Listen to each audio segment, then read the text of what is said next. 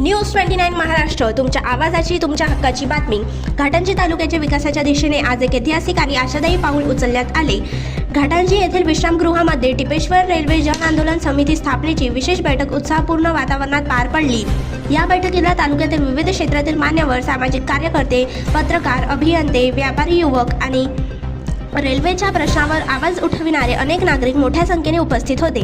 संपूर्ण सभागृहात एकच भावना होती, एकच मिशन, रेल्वे स्टेशन। बैठकीदरम्यान सर्वनुमते टिपेश्वर रेल्वे जन आंदोलन समिती गठीत करण्यात आली आणि समितीच्या अध्यक्षपदी माननीय महेश पेंदोर यांची निवड करण्यात आली। त्यांच्या निवडीचे उपस्थितांनी टाळ्या गजरात स्वागत केले। तसेच सल्लागार समितीमध्ये माननीय कैलास भाऊ कोरवती यांची अध्यक्ष म्हणून, माननीय मधुकरजी निस्ताने यांची उपाध्यक्ष म्हणून, तर माननीय अरविंद चौधरी यांची सचिव म्हणून नियुक्ती करण्यात आली।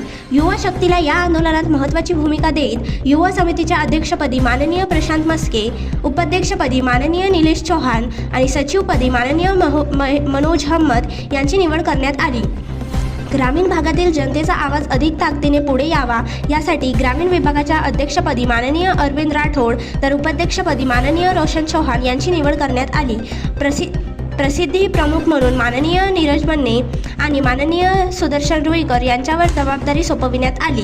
बैठकीमध्ये उपस्थितांनी स्पष्टपणे सांगितले की टिपेश्वर रेल्वे प्रकल्प हा फक्त रेल्वेचा विषय नसून संपूर्ण घाटंजी तालुक्याच्या भविष्याशी जोडलेला विकासाचा मार्ग आहे। रेल्वेमुळे रोजगाराच्या नवीन संधी निर्माण होतील, व्यापाऱ्याला चालना मिळेल, विद्यार्थ्यांना आणि शेतकऱ्यांना सुविधा मिळतील, तसेच ग्रामीण विभागाच्या कायापालट होण्यास मदत होईल असा विश्वास व्यक्त करण्यात आला।